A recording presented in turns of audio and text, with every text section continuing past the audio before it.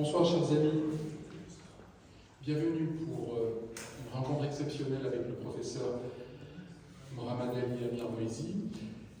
Comme à l'accoutumée, j'excuse notre maire et président de la métropole Michael Delafosse, Madame Caroline Delbert, présidente de la région Occitanie-Pyrénées-Méditerranée, le professeur Adas Lebel, qui est président de l'Institut Maïmonide d'Avéro-Est au Malaquin, et saluer la présence de personnalités comme Milly Aougué, adjointe au maire de la ville de Montpellier, le père Lucas Lambert, de l'archevêché, bonsoir mon père, Charles Eby, président délégué de l'Institut Maïmonide d'Avéro-Est au Malaquin, ainsi que l'éditrice du professeur Moïsi, qui nous fait l'amitié d'être présent, Claire Bellot.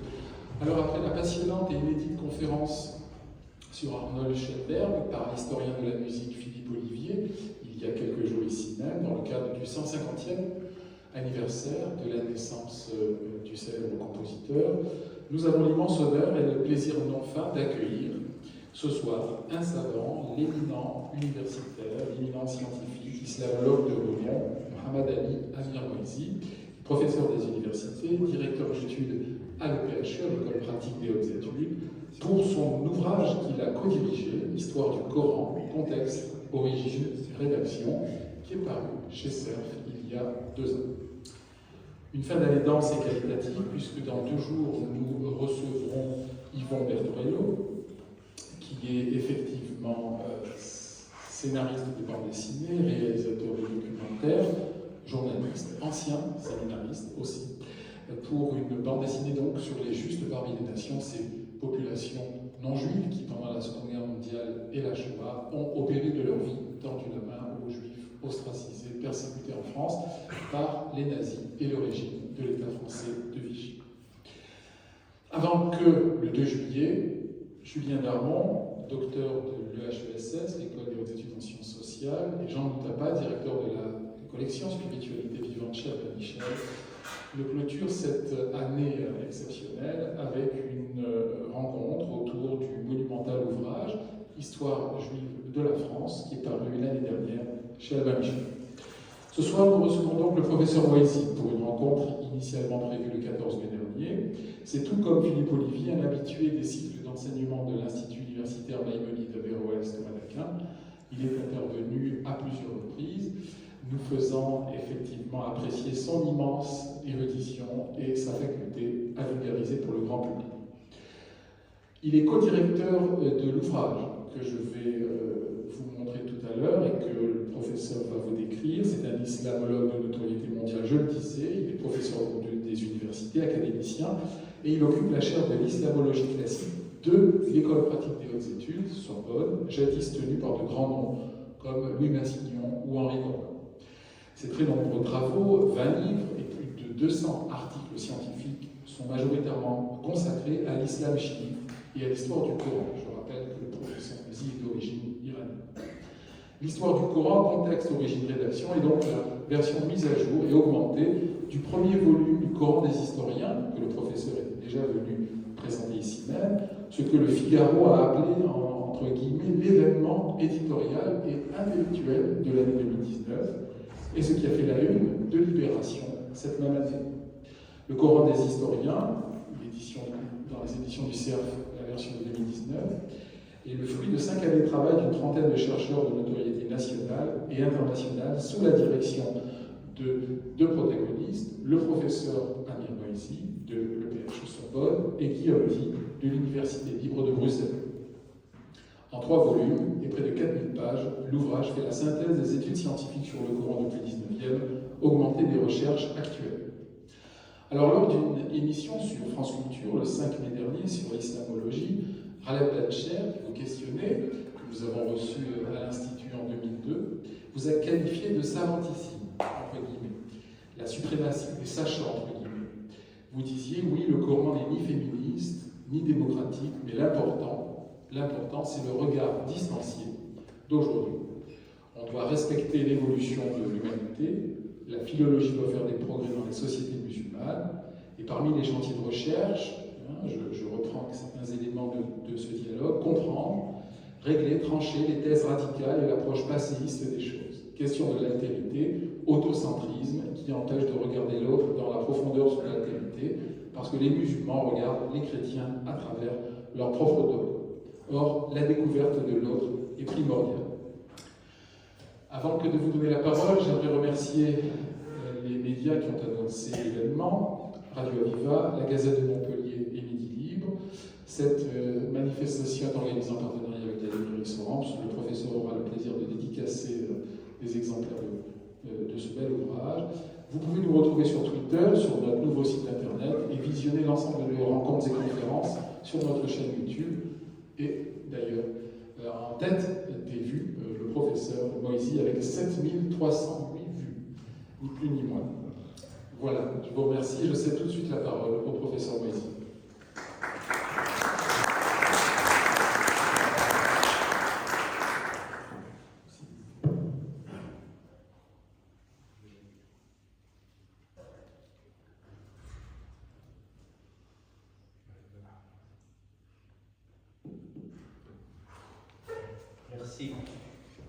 Merci beaucoup, cher Michael. Merci à l'Institut Maïmonide qui m'accueille depuis longtemps. Merci à vous toutes et tous d'être là. Alors, effectivement, Michael a très bien présenté ou introduit cette séance donc, qui est consacrée à ce livre, ce volume collectif, l'histoire du Coran, qui est effectivement le premier volume augmenté du Coran de l'historien, et qui est une synthèse des études scientifiques faites sur le Coran depuis près de 2 siècles, c'est-à-dire depuis la première moitié du XIXe siècle jusqu'à nos jours. Et donc ce qui nous intéressait dans ce livre, c'était que dit le Coran au sujet du Coran avant l'islam. Alors ça vous paraît un peu bizarre comme formule, mais l'islam, en tant que religion institutionnelle de l'Empire arabe, est bien sûr né après. Donc, les révélations, selon les musulmans, faites au prophète Mahomet. Et donc, ce qui nous intéressait, ce n'était pas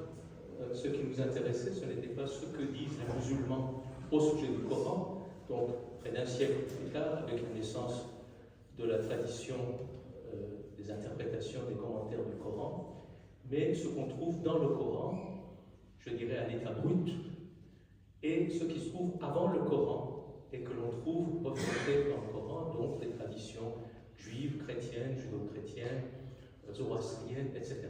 Donc c'était, pour ce qui nous importait, c'était en quelque sorte le Coran en tant que texte historique, littéraire, religieux, des confins du 6e et 7e siècle de notre ère, donc un Coran avant l'islam.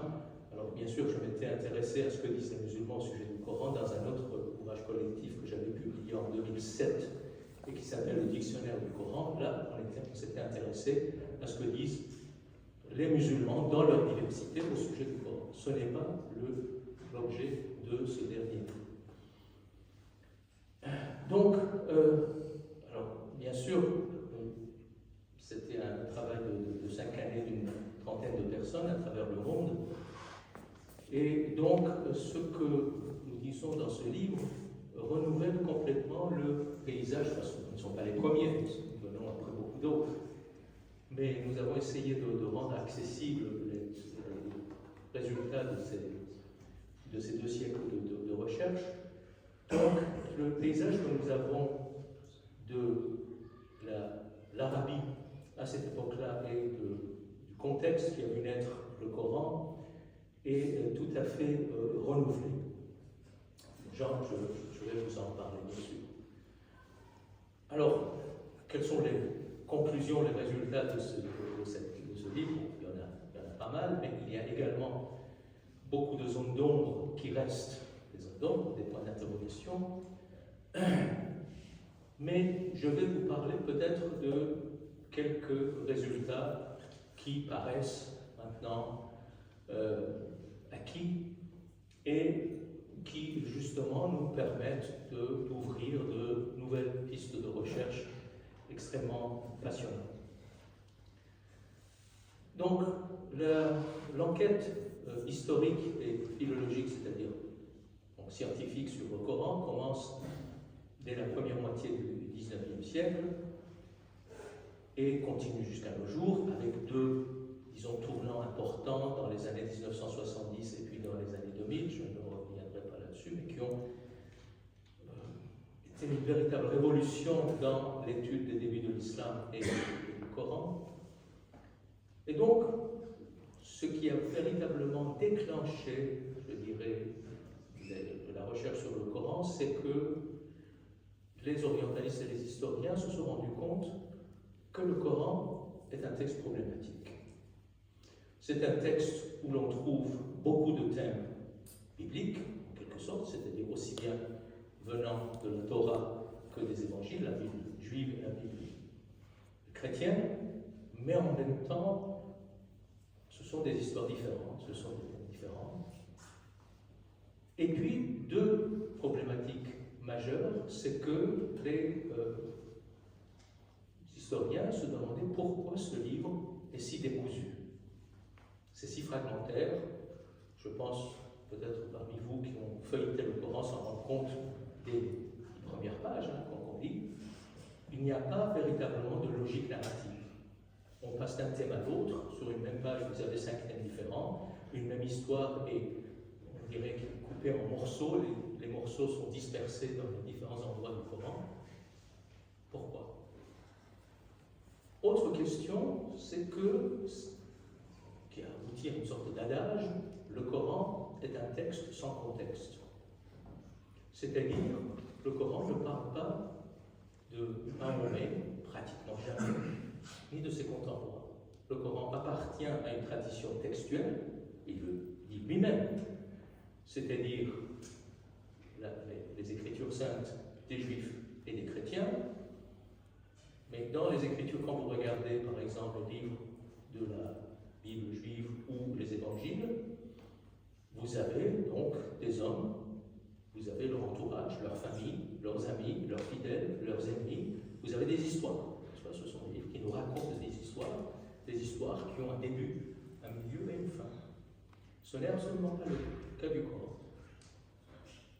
Le Coran parle des dizaines et des dizaines de fois des personnages bibliques, mais en tout 4 fois, Mahomet est cité, et puis aucun contemporain, aucun membre de sa famille, aucun de ses amis, de ses fidèles, qui sont quand même des personnages historiques importants, ses adversaires, rien. Il n'y a pratiquement jamais aucun lieu géographique cité, aucun événement historique, pratiquement. Donc, ça a posé problème. Et justement, ce qui est passionnant, c'est que ce sont ces problèmes-là qui ont déclenché des études extrêmement poussées, extrêmement pointues sur le Coran, qui durent depuis 200 ans. Alors, je vais commencer mon exposé. Combien de temps? 30, 45 minutes.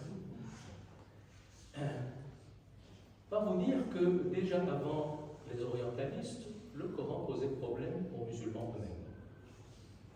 Alors, bien sûr, aucun musulman ne vous dirait que le Coran est un texte problématique.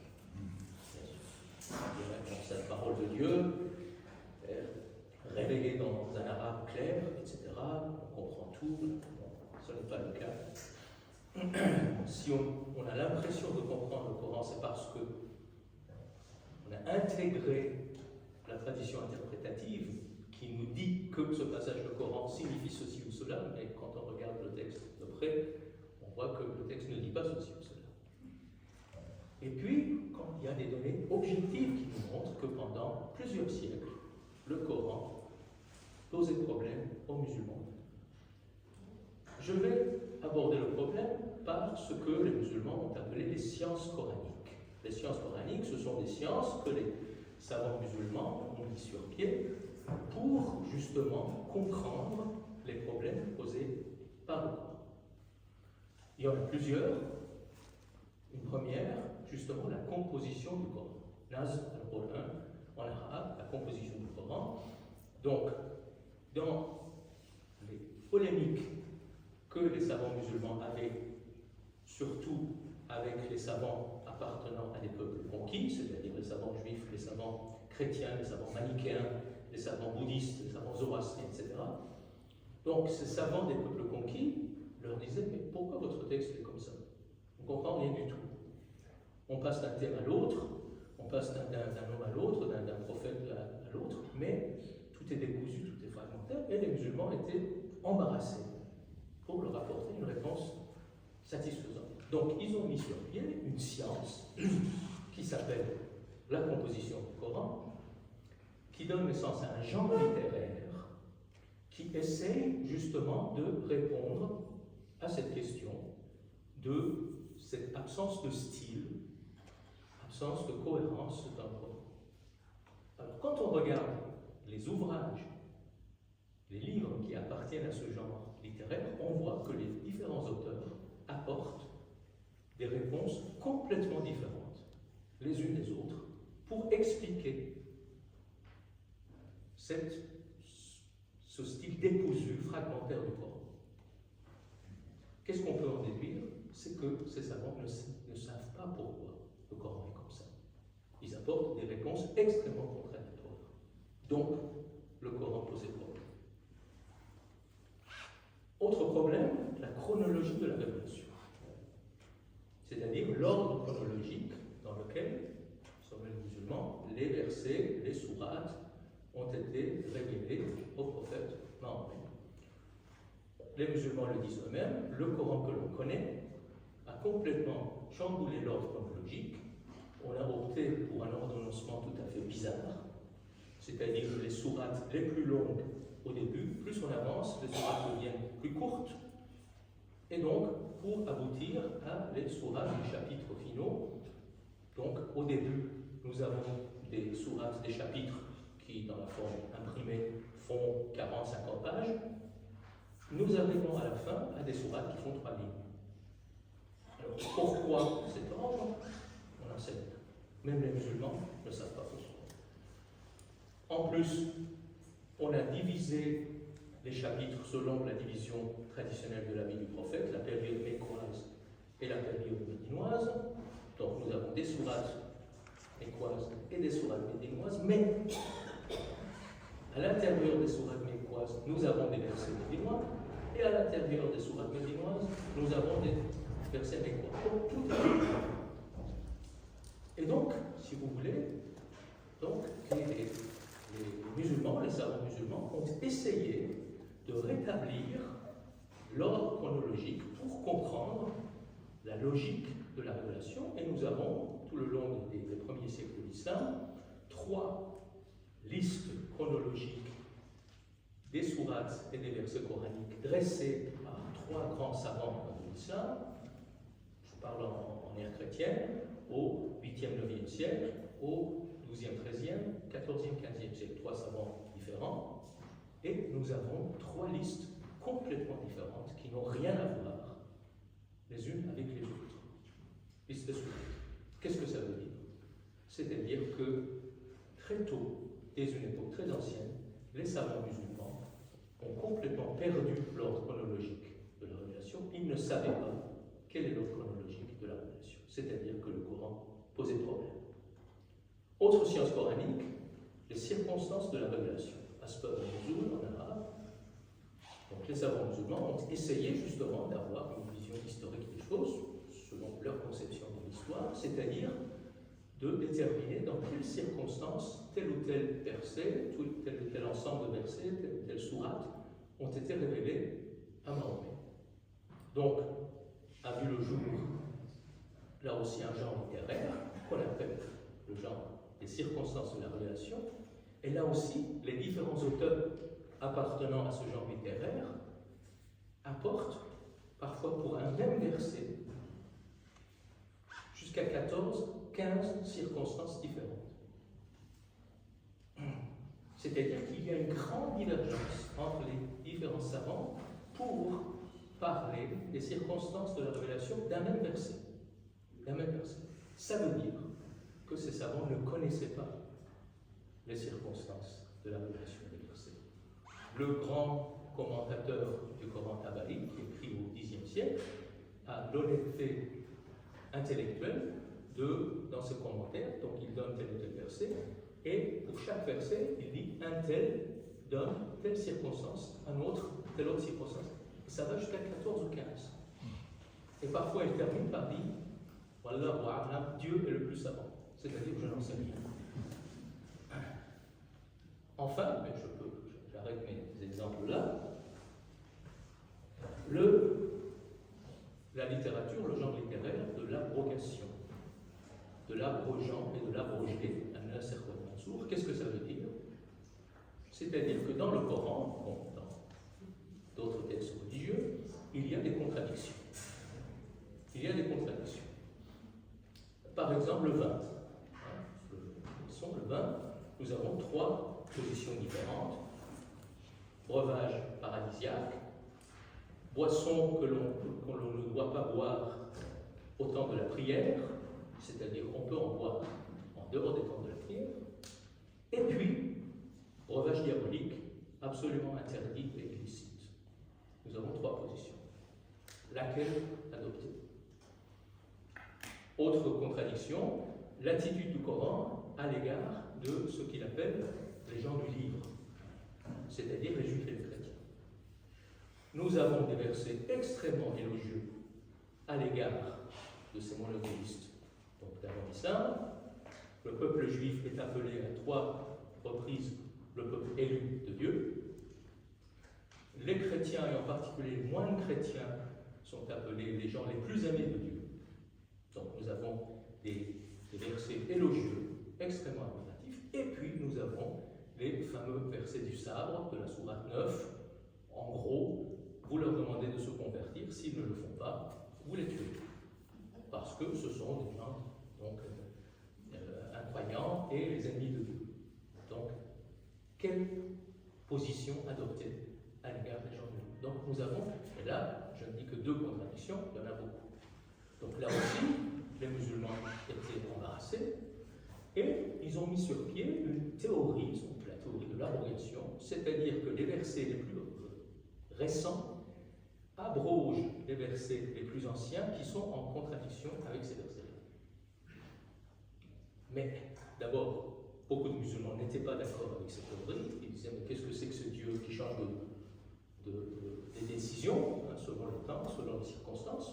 Donc théologiquement, pour eux, c'était inadmissible. Et deuxièmement, comme je viens de le dire, comme on ne connaît pas la chronologie du Coran, on ne sait pas quels sont les versets qui sont plus anciens que d'autres.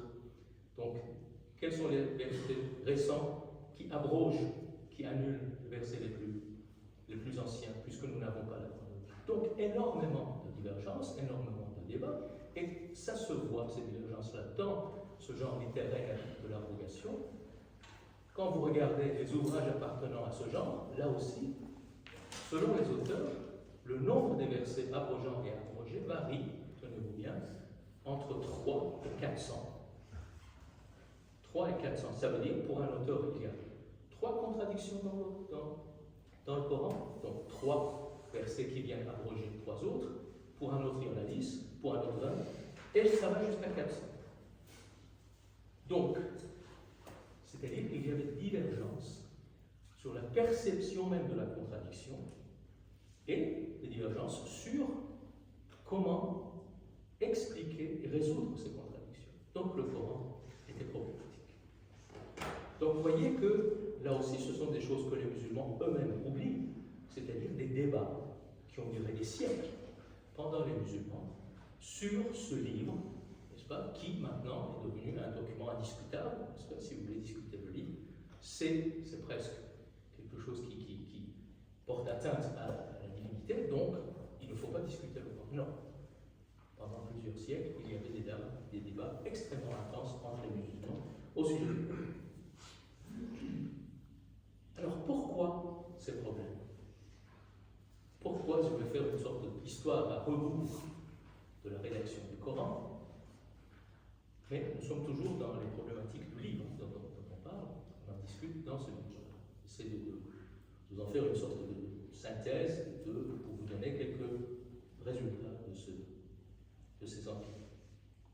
Pourquoi le Coran est problématique? Je pense pour cela prendre en compte un fait extrêmement important, c'est que le Coran et l'islam sont nés dans la violence,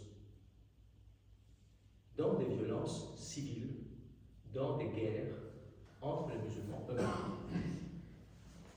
Alors, qu'une religion naisse dans la violence et se développe dans la violence, c'est assez courant. Mais ce qui est propre à l'islam, c'est que nous avons affaire à des guerres civiles entre les musulmans eux-mêmes, d'une part, et le fait que ces guerres civiles ont duré 3 siècles, c'est-à-dire la longévité de ces guerres. Pratiquement tous les grands personnages de l'islam récent sont morts de mort violente, tués par d'autres musulmans. Juste quelques exemples. Le prophète lui-même, la dernière partie, selon la tradition, de sa vie est passée dans ce qu'on appelle les batailles du prophète. Alors ces batailles sont contre qui? C'est surtout contre sa propre tribu, mécoise, Quraysh, donc contre ses cousins, contre ses oncles, etc. Donc nous sommes déjà dans les guerres civiles, ce qu'on appelle la bataille du prophète. Le prophète meurt, selon certaines traditions, empoisonné, peut-être par 2 de ses épouses, nous sommes toujours dans la violence domestique. La question de sa succession donne naissance à une grande violence. Parmi les victimes de cette violence sera sa propre fille, Fatima, qui sera morte sous les coups de ses compagnons. Et puis, le premier calife, pendant son califat, ont lieu ce qu'on appelle les guerres des rébellions, c'est-à-dire beaucoup des fidèles de Mahomet vont retourner après sa mort à leur croyance ancestrale. Le premier calife veut les en empêcher, ça déclenche des guerres absolument abominables. Deuxième calife, artisan des grandes conquêtes, foudroyantes. Donc là, nous avons affaire non pas à des guerres civiles, mais à des guerres extérieures. Lui, il est assassiné par un musulman, le deuxième calife. Troisième calife, mort dans une guerre civile, tué par les compagnons du prophète. Quatrième calife, Ali, 5 ans de règne, 3 guerres civiles, avec toujours les autres musulmans, lui-même assassiné par un musulman, et ça continue. L'arrivée au pouvoir des Omeyyades, première dynastie de l'islam, déclenchement des répressions féroces contre les adversaires de la dynastie, qui déclenchent d'autres révoltes armées, qui suscitent d'autres répressions. Un siècle plus tard, les Omeyyades tombent dans une révolution sanglante, les Abbassides, deuxième dynastie de l'islam, qui exterminent les Omeyyades et qui reprennent le cycle des répressions sanglantes de leurs adversaires. Et on est à la fin du 3e siècle de l'Égypte, 9e siècle de l'ère commune. Donc vous voyez, l'islam est né dans des violences fratricides et le Coran est né dans cette ambiance. Chaque faction avait sa propre version du Coran. Les sources musulmanes elles-mêmes parlent de l'existence d'au moins 5 Corans différents qui circulent sur les terres d'islam pendant 3 siècles. Et donc, nous avons les mêmes acteurs qui sont dans les récits, dans les sources musulmanes, que l'on trouve, des acteurs importants des guerres civiles, et que l'on trouve aussi dans l'histoire de la rédaction du Coran. Alors, bien sûr, les deux phénomènes sont liés. On a toujours cru, l'association de ces deux phénomènes a fait l'objet de très peu de livres.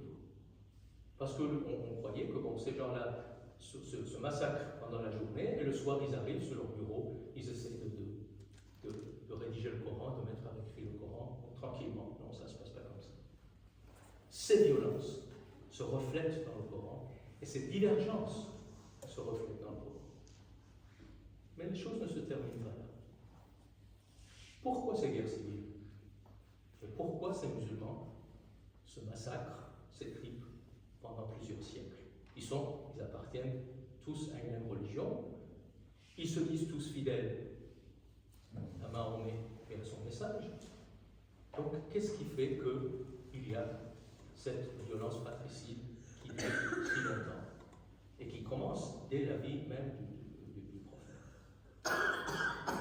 Pour cela, je pense qu'il faut aller regarder justement le message ou les messages prophétiques de Mahomet, c'est-à-dire le Coran, parce que, quoi qu'on en dise, c'est un texte problématique, mais c'est le seul et unique texte arabe contemporain de Mahomet.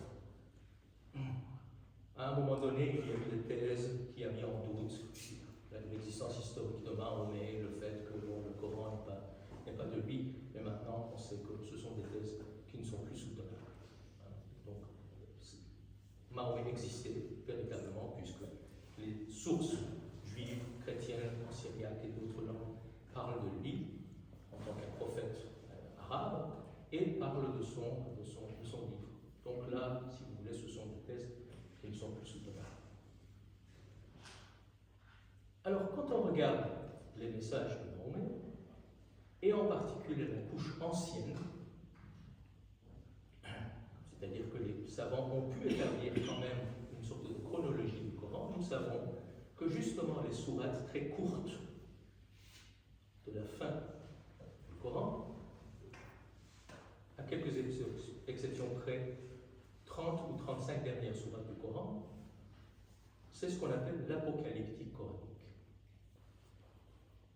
Alors, cette partie de mon exposé, je vais le présenter sous forme d'un syllogisme. Premier terme de mon syllogisme, Mahomet est venu annoncer la fin du monde. Cette histoire est la fin imminente. Cette histoire de la fin du monde est très très lourdement présente dans le Coran. C'est-à-dire, il ne s'agit pas de quelques versets, n'est-ce pas, ou de quelques mots. Il s'agit de dizaines et de dizaines de sourates, de chapitres, et de centaines de versets dispersés dans le Coran. Donc, le Coran parle très souvent de la fin imminente du monde. Le vocabulaire qui est utilisé souligne cette imminence. Le jugement dernier est appelé l'heure, avec un H majuscule, mais ça veut dire aussi instant, quelque chose qui est en train d'arriver.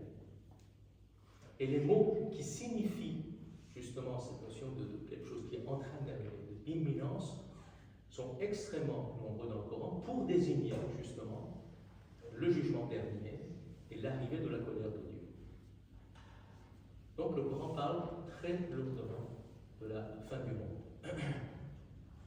De ce point de vue-là, cette partie-là du Coran, la partie ancienne, dont la langue est très archaïque, c'est une partie littérairement très, très belle, mais extrêmement difficile parce qu'il contient beaucoup de apax, comme on dit, c'est un terme un peu technique, H-A-P-A-X, c'est-à-dire des termes qui ne sont utilisés qu'une seule fois dans le Coran.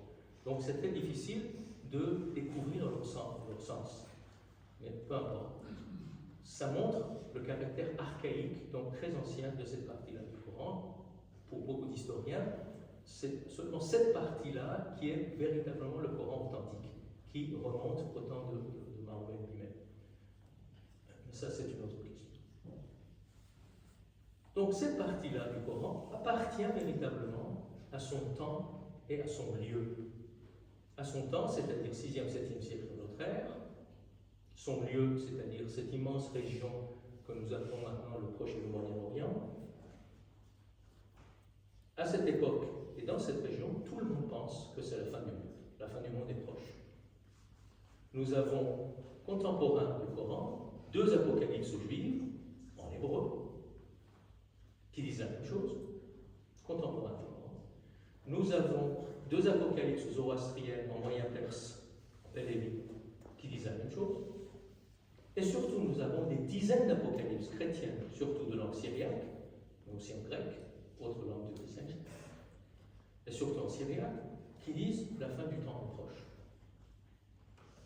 Et très souvent, nous avons, surtout entre les sources chrétiennes syriaques et le Coran, le même contenu. C'est-à-dire, le Coran, comme ses sources syriaques, parle des bouleversements cosmiques, des catastrophes au ciel et sur terre, des épidémies, et puis donc la colère de Dieu qui tombe, et donc invitation des gens à être bons, c'est très important, à prier, à jeûner, à payer l'aumône, à se repentir pour être épargnés colère de Dieu. Donc nous avons le même thème. Et pourquoi pense que la fin du monde est proche? Parce qu'il y a une ambiance de fin du monde. C'est-à-dire depuis plusieurs siècles, il y a des guerres abominables entre les deux grands empires de cette région, c'est-à-dire les Byzantins et les Perses sassanides, des guerres avec leur lot de massacres, de maladies, de déplacements de population, des jeunes qui partent et ne reviennent pas, des taxes extrêmement importantes, c'est une dimension qu'on oublie, les populations sont très lourdement taxées. Il y a des guerres aussi au sud, c'est-à-dire entre le Yémen et l'Éthiopie, moins importantes, mais quand même des guerres. Il y a, nous savons par des études géologiques, il y avait énormément de tremblements de terre, extrêmement meurtriers. Un des chapitres du Coran s'appelle le séisme, la Zalzal. C'est-à-dire que le rédacteur du Coran est impressionné par le tremblement de terre, et c'est un signe de la fin des temps. C'est un chapitre apocalyptique du Coran. Nous savons également par des études astronomiques qu'il y a eu des éclipses de lune et de soleil, signe également apocalyptique, et puis des épidémies, surtout de peste. Une des épidémies très connues des chrétiens, des sources chrétiennes, c'est la peste d'Emmaüs, exactement contemporain du Coran, qui a tué des centaines de milliers de gens. Et qui a facilité aussi la progression des troupes arabes. Alors, les musulmans disent bien sûr que les conquêtes ont été faites sous l'étendard de la foi et l'aide de Dieu. Non. Ce qui les a aidés, surtout en Afrique du Nord, c'était la peste. C'est que les troupes byzantines étaient déjà parties à cause de la peste, et donc il n'y avait aucune sorte de résistance à l'Afrique du Nord. Un peu la même chose du côté iranien. Donc il y a une ambiance de fin du monde. Donc, premier terme de syllogisme, Mahomet est venu annoncer la fin du monde. Deuxième terme, Mahomet et son message, c'est-à-dire le Coran, appartiennent à une tradition biblique. Contrairement à ce que disent les sources islamiques, l'Arabie du temps de Mahomet n'est pas une terre de ténèbres et d'ignorance, n'est pas une terre de paganisme et d'idolâtrie. Les gens n'adorent pas les arbres et les cailloux, comme nous disent les sources islamiques. C'est toujours comme ça, c'est ce qu'on appelle l'apologétique. Dans toutes les religions, c'est comme ça. Avant nous, il n'y avait rien, après nous, il y a tout. Mais nous savons que ce n'est pas ça. L'Arabie islamique est une terre de monothéisme depuis des siècles et des siècles. L'Arabie n'est pas une île au milieu d'un océan, elle est située au carrefour des grandes civilisations monothéistes et des civilisations millénaires, la Byzance au nord, le Yémen au sud, l'Iran à l'est, l'Égypte et l'Éthiopie à l'ouest. Ce sont des pays qui sont passés au monothéisme, c'est-à-dire au judaïsme, au christianisme, au zoroastrisme et surtout au christianisme. La quasi-totalité des populations sont chrétiennes, dans la diversité des courants chrétiens, ce qu'on appelle les christianismes orientaux. Et puis les Arabes, qui sont des commerçants depuis la nuit des temps, circulent avec leurs caravanes entre ces civilisations, et comme on sait, dans les caravanes, on ne transporte pas seulement les marchandises, mais des hommes, des livres, des croyances, des religions.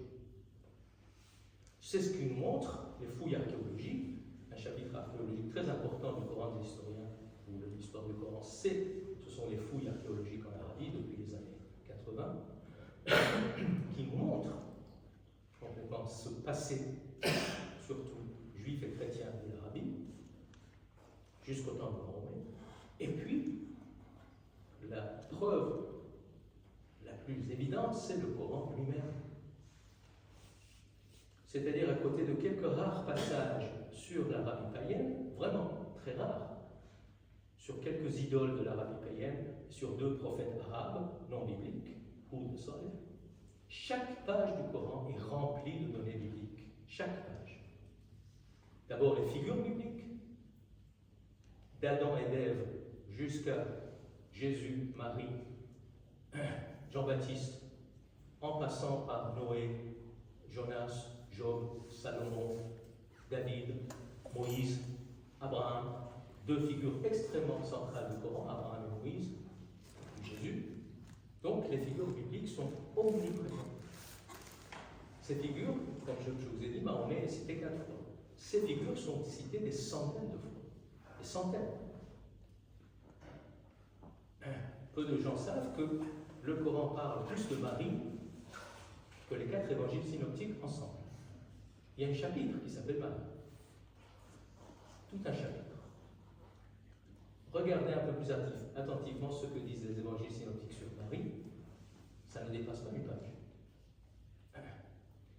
Et puis les thèmes bibliques sont là. Les thèmes bibliques, qu'est-ce que c'est que la profession de foi coranique? Ce qu'on appelle la profession de foi coranique, c'est le monothéisme, Dieu est un. Le prophétisme, c'est-à-dire ce Dieu parle de temps en temps à des hommes qui transmettent sa parole à leur communauté. Et puis le jugement dernier, c'est-à-dire les hommes, à la fin du temps, seront récompensés ou châtiés selon leurs actes. Unicité de Dieu, prophétisme, jugement dernier, ce sont des thèmes bibliques. Tout juif et tout chrétien se reconnaît dans cette profession de foi. Les vocabulaires bibliques sont extrêmement présents dans leur langue, dans le Coran. Le titre même du Coran, Romain, n'est pas arabe. Ça vient du syriaque, Kriyana, ça veut dire livre de prière, livre de prière. Le lectionnaire. On croit que ces mots sont arabes parce que c'est à partir du Coran qu'ils rentrent dans la langue arabe. Donc ils sont arabisés par le Coran. Mais avant le Coran, il n'existe pas dans la langue arabe. Le mot salat, ça veut dire la prière quotidienne, c'est du syriaque. Le mot zakot, ça veut dire aumône, c'est du syriaque. Le mot hajj, grand pèlerinage, c'est de l'hébreu. Le mot umrah, petit pèlerinage, c'est de l'hébreu. Donc vous voyez, il y a les langues liturgiques des juifs et des chrétiens sont extrêmement fréquentes dans le Coran. Et puis, chose extrêmement importante, c'est que les données bibliques du Coran sont allusives.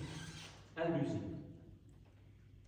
C'est-à-dire que vous ne trouverez pas, si quelqu'un ne connaît pas l'histoire de Moïse ou l'histoire d'Abraham, il ne les apprendra pas par le Coran. Vous n'avez pas l'histoire d'Abraham du début à la fin, ou l'histoire de Moïse, ou les autres histoires. Vous avez des épisodes de la vie d'Abraham, de la vie de Moïse, de la vie de Jésus, et le Coran, en quelque sorte, les commente. Mais si quelqu'un ne connaît pas ces histoires, il ne comprend rien du tout. C'est-à-dire le fait que ces données bibliques sont allusives, ça veut dire que le public auquel s'adresse le Coran connaît cette histoire. Des données bibliques parfois compliquées. Jésus est appelé à chaque fois Jésus, fils de Marie, Isa de Maria, le Christ, Al-Masih, Esprit de Dieu, Verbe de Dieu. Esprit de Dieu, Verbe de Dieu, ce sont des données christologiques compliquées. Le Coran ne donne aucune explication. Ça veut dire que les gens qui entendent cela connaissent ces expressions. Ils n'ont pas besoin d'explication. Donc, en quelque sorte, une petite parenthèse, cette insistance à chaque fois Jésus, fils de Marie, c'est pour ne pas dire fils de Dieu. Ce n'est pas Dieu, c'est le Fils, ce n'est pas le Fils de Dieu, mais il est l'Esprit de Dieu et Verbe de Dieu. Donc, nous avons une christologie coranique qui n'accepte pas la filiation divine de Jésus. Et ça n'a rien d'exclusivement coranique et d'arabe. Il y a beaucoup de chrétiens qui pensent exactement la même chose. Les Juifs. Oui. Et donc, c'est-à-dire nous avons un peu la christologie nestorienne, arianiste, montaniste, monarchianiste. Donc là, nous avons une christologie qui est en quelque sorte à l'opposé de la christologie de la grande église catholique de Constantinople chez les Byzantins. Bon, je ferme la parenthèse. Ce que je voulais dire, puisque le temps passe, le Mahomet est venu annoncer la fin du monde, il appartient à une tradition biblique, La conclusion de syllogisme va de soi. Si à cette époque, vous appartenez à la tradition biblique et vous annoncez la fin du monde, vous annoncez l'avènement du Messie, du Sauveur. Or, le Coran ne le fait pas. Comme je vous l'ai dit, Jésus est le seul personnage qui est appelé Al-Masih, Meshallah, loin, c'est-à-dire celui qui a reçu l'onction, n'est-ce pas? Mais le Coran utilise ce mot comme s'il s'agissait du nom de famille de Jésus. Isa al-Masih, Jésus le Christ. Aucune explication. Mais à cette époque, de l'ambiance de fin du monde, Al-Masih, ça veut dire le sauveur de la fin des temps. Donc, si le Coran ne le dit pas explicitement, c'est qu'il y a un problème. Pour beaucoup d'historiens, ils le disaient, mais ces parties-là ont été censurées par la suite. D'autant plus que le sauveur dans le Coran est Jésus. Et pour compliquer encore plus les choses, c'est que nous avons des textes selon lesquels, pour beaucoup de fidèles de Mahomet, le gendre de Mahomet, Ali, qui est le premier grand saint des chiites, était considéré comme une réincarnation de Jésus. Donc, certains musulmans considéraient que Ali était le sauveur de ces fins des temps. Donc, vous voyez, nous avons un paysage très compliqué. Et donc, bien sûr, Ali, ce cousin du prophète, et le prophète lui-même, n'avaient pas que des amis dans leur entourage et dans les luttes claniques qui existaient déjà parmi les Arabes. Je termine. Le prophète meurt et la fin des temps n'arrive pas. Problème. C'est le gros problème de beaucoup de religions. C'était le problème du christianisme aussi. Je vous rappelle que la dimension apocalyptique et eschatologique est également extrêmement forte dans les évangiles. Nous avons quand même un évangile qui est l'évangile de Jean et puis l'Apocalypse de Jean. Là aussi, Jésus s'en va et la fin n'arrive pas. Là aussi, c'est la même chose. Le prophète meurt, la fin n'arrive pas, mais dans le cas de l'islam, les choses sont plus compliquées, c'est-à-dire que les guerres civiles se déclenchent, les conquêtes foudroyantes, en 30-40 ans, les Arabes vont être à la tête des terres qui vont, grosso modo, de la Libye jusqu'en Chine. Ça vous donne une idée, je veux dire, du changement de paradigme que cela implique. Donc les conquêtes et la naissance d'un empire. La naissance d'un empire, et malgré la naissance de cet empire, les guerres civiles continuent à l'intérieur de l'empire et entre les musulmans. Et le Coran est né dans ce contexte. Donc c'est à la limite normal qu'il y ait autant de problèmes dans ce livre-là. Alors, selon dans ce contexte, un calife extrêmement important, c'est le 5e calife omeyyade, Abd al-Malik, c'est facile à retenir, c'est le nom du rappeur, comme on le connaît. Abd al-Malik, donc, qui a régné de 685 à 705 de notre ère, donc à la fin du 1er siècle de l'Égypte. Et c'est un calife que, pour beaucoup, est le véritable fondateur de l'islam, donc à peu près une soixantaine d'années après la mort du prophète. Fondateur de l'islam en tant que religion de l'Empire, en tant que religion impériale, califale. C'est lui qui a unifié, avec beaucoup de violence, en écrasant tout le monde et en massacrant tout le monde, unifié plus ou moins l'Empire, qui a unifié les poids et les mesures, qui a mis sur pied des lois extrêmement importantes, les lois de la guerre et de la paix, les lois régissant les peuples conquis, en particulier les juifs et les chrétiens et les zoroastriens. C'est lui qui a déclaré que la langue de l'Empire, c'est l'arabe, chose extrêmement importante, parce que La langue de l'administration, jusque-là, c'était dans les terres byzantines, c'était le grec.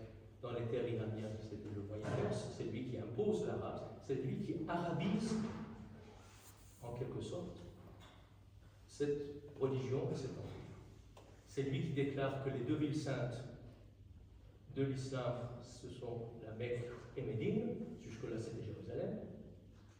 Donc, même ville que les chrétiens, même ville sainte. Et c'est lui, très probablement, qui déclare donc que cette religion s'appelle Islam.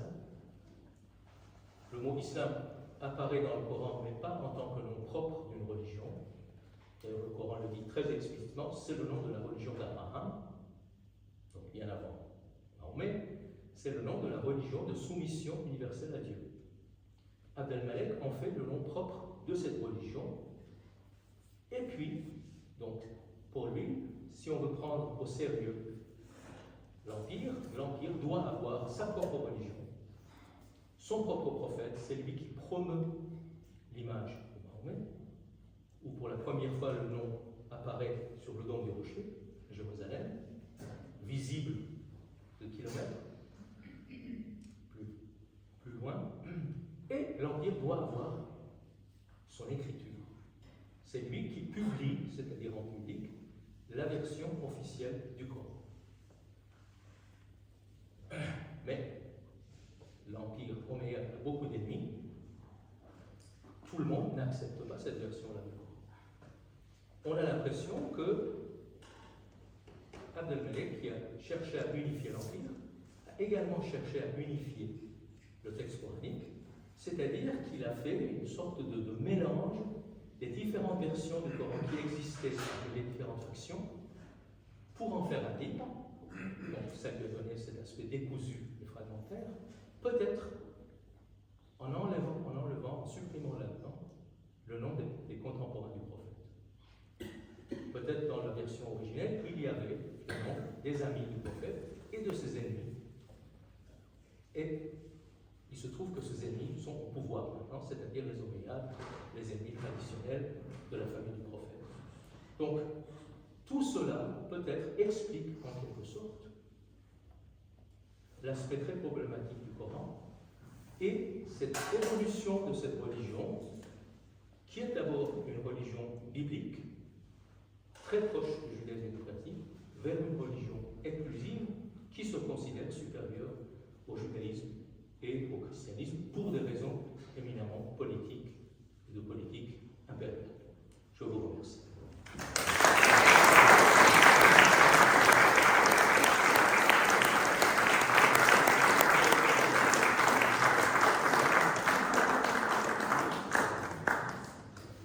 L'histoire du Coran, contexte, origine, rédaction, sous la direction du professeur Moïsi et de Guillaume Dier aux éditions du CERF, professeur qui, à l'issue du débat, aura le plaisir de nous dédicacer des exemplaires que nous avons la chance d'avoir grâce à la librairie Sorens. Merci, cher ami, pour cette belle communication, cette savante communication, cette conférence érudite. On voit vos paroles, on en ressort toujours plus intelligent. Et pour la limpidité de votre propos et encore une fois l'érudition de cette belle conférence, c'était l'un des temps forts de cette saison. L'Institut travaille beaucoup sur le judaïsme et les monothéismes qui en sont issus. On a eu la chance de recevoir également d'autres universitaires avec Olivier Boulnois, n'est-ce pas, sur celle de Tars Saint-Paul, ou encore Guy Lopéchon sur Tovalac. Y a-t-il des questions à l'endroit du professeur? Je vous avais le micro.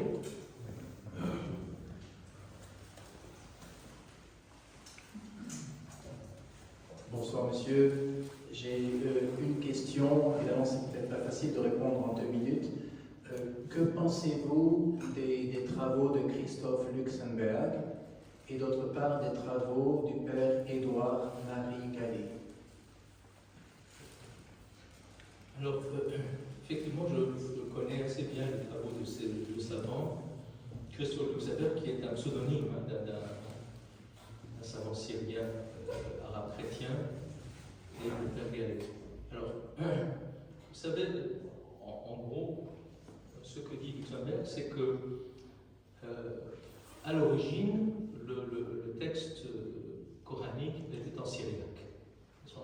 syriaque. Et puis, justement, le pouvoir califal a voulu arabiser ce texte et donc a transformé en quelque sorte l'écriture syriaque en écriture arabe, et donc ce qui a rendu très souvent le Coran inintelligible. Alors, cette thèse qui a été soutenue, disons, dans les années fin 90, début 2000, n'est plus soutenable. Pour des raisons philologiques. Et pour des raisons historiques, c'est-à-dire que, bon, acceptons que ce soit le cas, quelle est la communauté qui croyait ou qui pratiquait le texte coranique dans son entièreté en syriaque? On ne sait pas.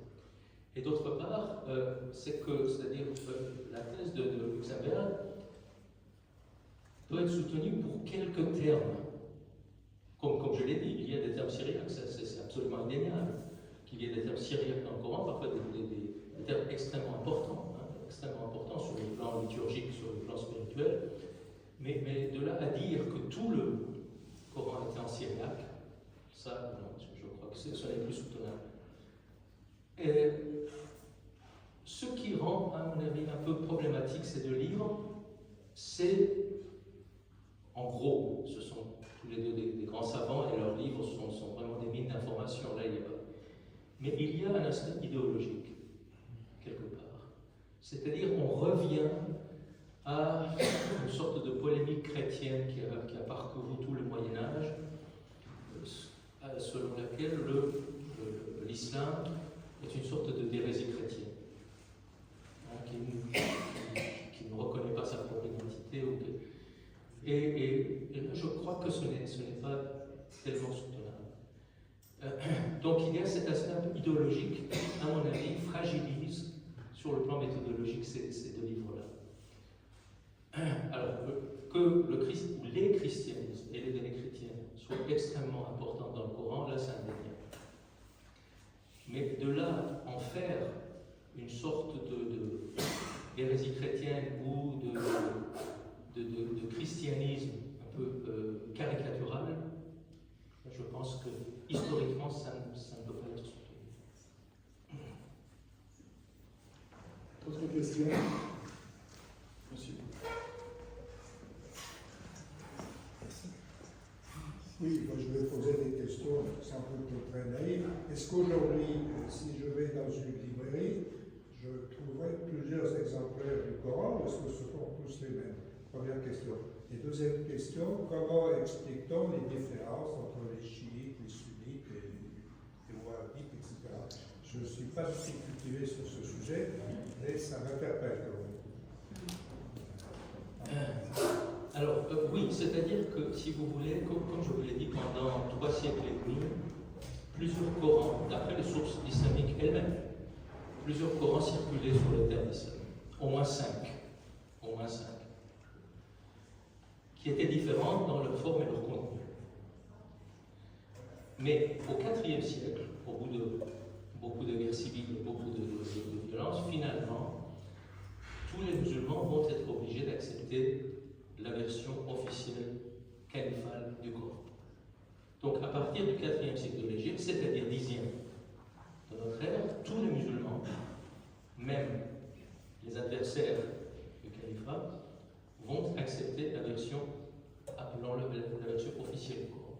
Donc depuis le Xe siècle, il n'y a qu'un seul exemplaire pour répondre à votre question, n'importe où dans le monde, mais quand vous regardez les sources islamiques, elles-mêmes, surtout au début de l'islam, vous pouvez voir que, par exemple, nous avons des citations coraniques qu'on ne trouve pas dans ce Coran. C'est-à-dire, ça montre l'existence de ces Corans parallèles, appelons-les comme ça, et en particulier, là je reviens à votre deuxième question, chez les chiites. Les chiites sont, disons, parmi ceux qui soutiennent de la manière la plus rigoureuse le fait que le Coran officiel califal n'est pas le vrai Coran. Et donc, ils avaient leur propre version, recension du Coran. Là, les sources chiites parlent d'un Coran qui est 3 fois plus volumineux que la version que nous connaissons.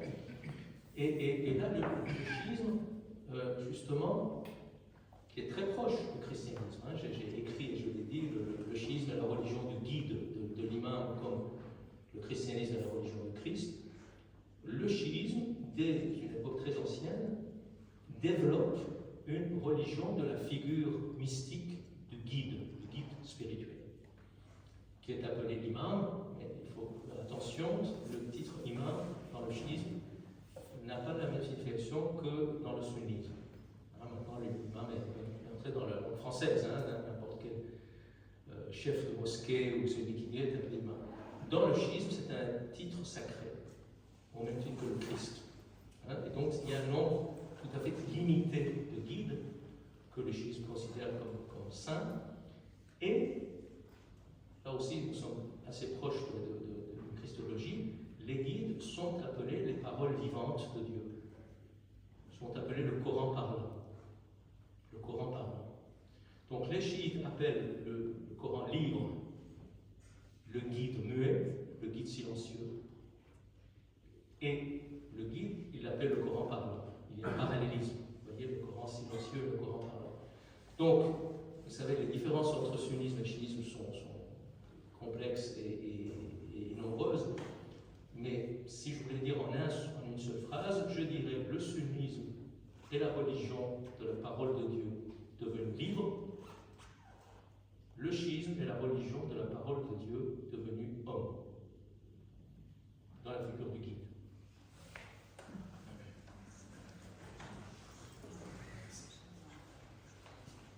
Question. Ce qui implique des divergences extrêmement profondes. Ce qui crée aussi la confusion, c'est que par exemple, donc le chef actuel de la révolution islamique donc en Iran, on l'appelle aussi le guide. Il ne s'agit pas du même mot. Ce n'est pas la même chose. Je suis comme mon prédécesseur assez ignare.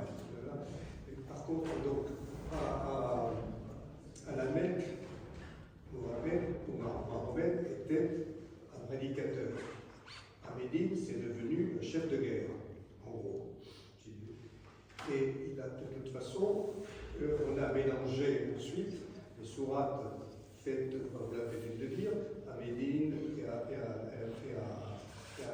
la Mecque. Est-ce qu'on trouve une différence de nature entre la Mecque où il était prédicateur et où Médine où il était chef de guerre, ce qui peut expliquer éventuellement qu'il fallait massacrer les gens, ou bien je ne sais pas du tout ça. C'est ça et c'est pas ça. Je m'explique. Ce que vous dites là, c'est-à-dire déjà cette double période, mécoise et médinoise, est fondée dans les sources islamiques. Ce sont les sources islamiques qui nous disent qu'il y a eu ces deux périodes dans la vie de Mahomet. Mais il n'y a rien de moins sûr. Ces sources ont été écrites un siècle et demi plus tard. Si vous regardez, c'est-à-dire que les sources anciennes sur la vie de Mahomet sont extrêmement contradictoires. Extrêmement contradictoires. Quand je dis les sources anciennes, c'est qu'à partir d'un certain moment, c'est-à-dire au IIIe siècle de l'Hégire, 9e de notre ère, le califat commence un processus d'homogénéisation des sources. Justement, le califat se rend compte qu'il y a énormément de contradictions dans les sources, par exemple, pour ce qui est la naissance de l'islam, pour ce qui est la vie du prophète, etc. Et il demande une version officielle de commande de la vie du prophète, qui essaye justement de résoudre toutes les contradictions qui existent dans les sources antérieures. Mais quand vous regardez les sources antérieures, vous avez tout et son contraire sur le prophète. Même sur les données les plus basiques de sa vie, il n'y a pas convergence. Je vous donne quelques exemples. La date de sa naissance, la date de sa mort, la date de l'Hégire, c'est quand même important, c'est le début du calendrier musulman. Dans les sources anciennes, il n'y a pas unanimité sur la date de l'Hégire. Sur le nombre de ses épouses, sur le nombre de ses enfants. Les enfants de Mahomet dans les sources anciennes vont de 1 à 13. Sur sa personnalité, vous avez un Mahomet ascète, pauvre, qui passe sa vie en méditation, qui est extrêmement humaniste, même féministe, etc. Vous avez un Mahomet assassin, tortionnaire, misogyne, conquérant, chef de guerre. Donc, que croire en tout ça? Que croire? Donc, si vous, justement dans le Coran des historiens, dans l'histoire du Coran, il y a un chapitre sur Mahomet qui s'appelle Lévi, au pluriel, Lévi de Muhammad, de Mahomet. Et c'est mon collègue américain Stephen Shoemaker qui a écrit ce chapitre. C'est un chapitre extrêmement décevant parce qu'au bout de 60 pages, il dit on ne connaît rien de sûr sur Mahomet. C'est-à-dire ce qu'on connaît d'absolument sûr du point de vue historique sur Mahomet. Si vous voulez écrire ça, ça ne dépasse pas 10 lignes. Le reste est contradictoire. Alors, est-ce que dans la figure justement médinoise de Mahomet, c'est-à-dire chef de guerre, chef d'État, combattant, dominateur, conquérant, est-ce que nous n'avons pas l'image du calife rétroprojetée sur Mahomet pour justifier le califat? Mais est-ce que c'était vraiment Mahomet? Ça, on n'en sait rien. Peut-être c'était vrai, je ne sais pas. Mais on ne le sait pas. Donc cette division en période mécoise, où il était un prédicateur, un prophète, dans le sens biblique du terme, celui qui transmet la parole de Dieu à son peuple. Et puis une période médinoise, chef de guerre, ça, on n'en sait rien. Nos seules sources, ce sont les sources musulmanes. Les bribes d'informations sur Mahomet que nous avons dans les sources juives, par exemple, ou dans les sources chrétiennes, ne disent pas ça. Les sources chrétiennes disent, bon, il y a un prophète arabe qui est venu et qui a peu de choses près dit la même chose que nous. Donc il dit que Jésus va revenir, c'est la fin des temps, va revenir en tant que Christ. La seule différence, c'est qu'il interdit le vin. Le vin. Vous voyez, bon.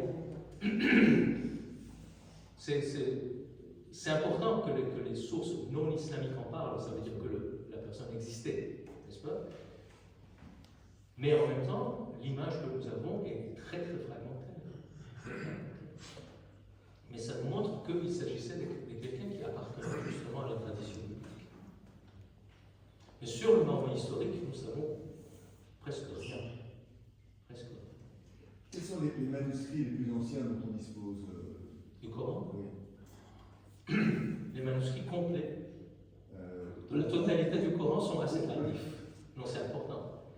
Parce que les manuscrits complets du début à la fin du Coran datent de l'époque abbasside, c'est-à-dire 2e, 3e siècle de l'Égypte. Donc, même plus d'un siècle après le temps de Mahomet.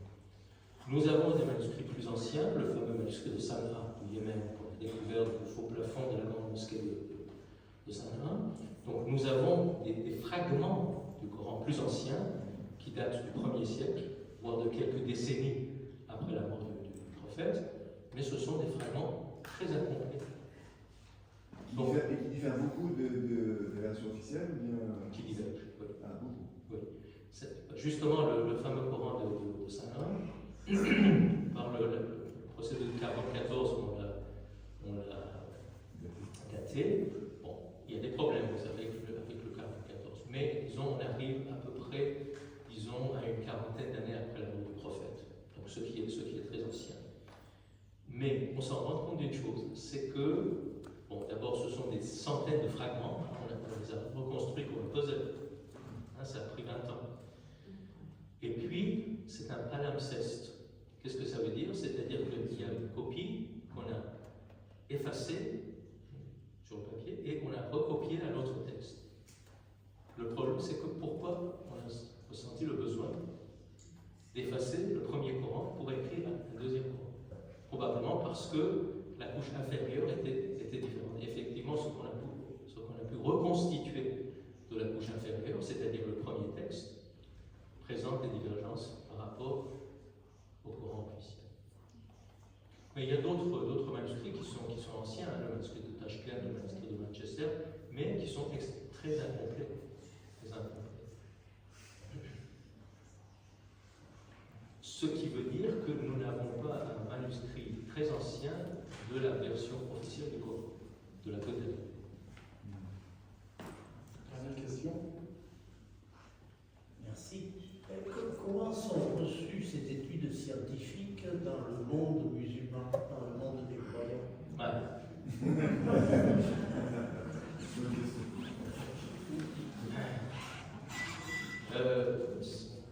Justement, c'est-à-dire que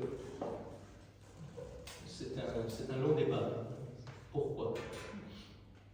Dans l'ensemble, c'est-à-dire que si vous voulez, ces travaux-là sont très bien accueillis par les intellectuels musulmans, par les universitaires, mais très mal par les institutions religieuses.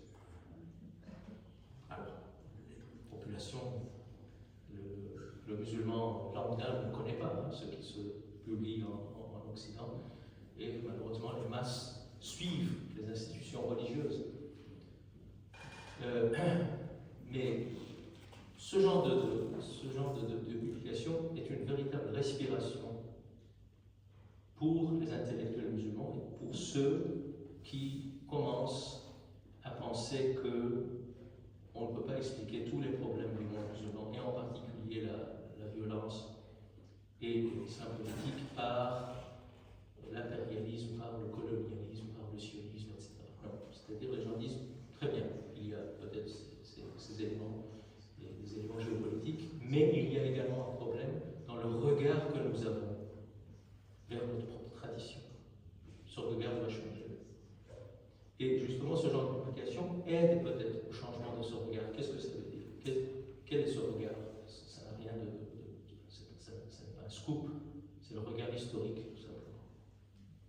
C'est-à-dire introduire l'histoire et la philologie, c'est-à-dire la connaissance des langues, dans leur historicité, dans l'étude des choses de la foi. Alors là, c'est ce qui est arrivé en Occident, parce que c'est le résultat d'une histoire occidentale, qui commence avec les derniers, je veux dire, exégèses bibliques du Moyen-Âge, et puis la Renaissance, l'humanisme, les Lumières. Donc, l'introduction du regard critique, du regard distancié à l'égard des choses de la foi. Mais ça, si vous voulez, c'est une histoire occidentale que le monde de l'islam n'a pas encore intégrée. Pour moi, c'est justement cette introduction de la vision historique des choses constitue un des fondements de la modernité. Le monde musulman ne connaît de la modernité que son aspect technologique, mais pas les fondements intellectuels. C'est-à-dire ce regard, qui est l'antidote du fanatisme. L'antidote du fanatisme, c'est aussi simple que ça. C'est-à-dire qu'il relativise les choses, qui vous dit, ces textes-là ont des aspects peut-être transhistoriques, qui sont éternels, des aspects moraux, des aspects humanistes, et puis des aspects historiques qui sont dépassés et qui sont archaïques et qui ne sont plus applicables. Le fanatisme, c'est-à-dire, c'est ce qui donne une vision absolue de tout. Ce texte est valable et doit être appliqué en tout temps et en tout lieu. Parce que c'est la parole de Dieu. Non. Lorsque vous introduisez l'histoire là-dedans, ça relativise.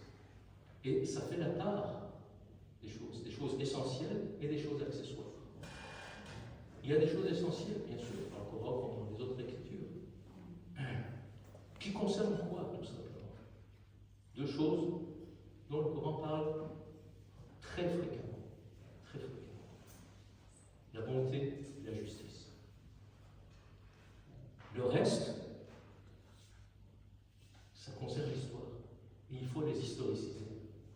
Quand vous historicisez le reste, justement, ces deux notions se montrent au-dessus de l'histoire.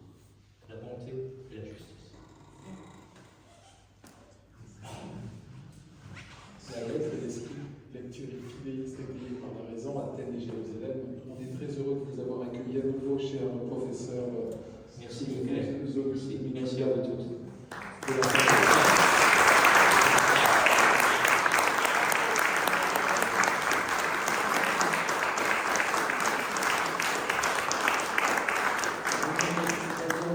Dans 2 jours, pour votre soirée consacrée parmi les nations. Et nous clôturerons l'année, avant que vous prépariez la suivante pour le 25e anniversaire, autour de l'ouvrage, un autre ouvrage important qui est paru il y a peu, l'histoire des Juifs en France. Bonne fin de soirée.